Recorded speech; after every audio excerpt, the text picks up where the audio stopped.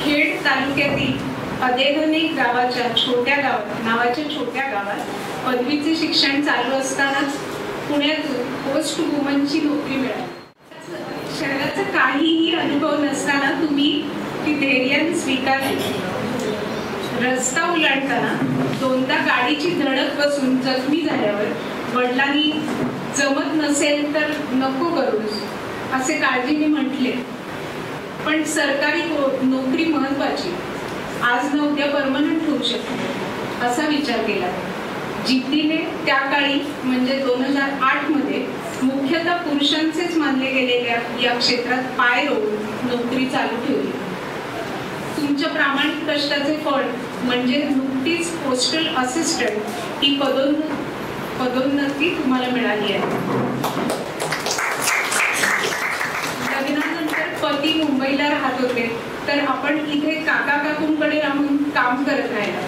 मुलगा झाल्यावर सांभाळण्यासाठी आधी आई, नंतर मुंबईला सासूकडे मुलाला ठेवून काम करताना होणारी घालमेल आपण अनुभवली आहे.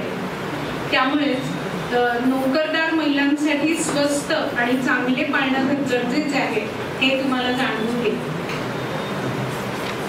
कोणालाही विशेषतः स्त्रियांना थोड्या खर्चासाठी सुद्धा कोणावर तरी अवलंबून राहावे लागू नये यासाठी तिची स्वतःची कमाई असणे अतिशय महत्वाचे आहे व यासाठी सक्षम बनण्यासाठी प्रत्येकीने किमान पदवीपर्यंतचे शिक्षण घेणे आवश्यक आहे असे तुम्ही मानता. बाईला शिक्षणामुळे आर्थिक स्वातंत्र्य मिळते. स्वावलंबन आणि अस्मिता यासाठी अतिशय महत्वाचं आहे हे स्वावलंबन असं तुमचा ठाम विश्वास आहे. स्वतःच्या कमाईतून पुण्यात तुम्ही घर घेतले आहे याबद्दल तुम्हाला स्वतःचा सार्थ अभिमान आहे. आम्हालाही तुमचा वाटतो. आपल्या पुढील वाटचालीसाठी आमच्याकडून भरपूर शुभेच्छा. मला नयनाताईंना विचारायचं आहे की तुम्हाला पण हा नवीन क्षेत्र होतं तुमच्यासाठी, तर तेव्हा तुम्हाला अगदी पुण्यात येऊन पहिल्यांदा हे काम करणं, त्याच्यानंतर तुम्ही आता पुढच्या क्षेत्रात जात आहात, तर काय सांगाल नवीन मुलींना?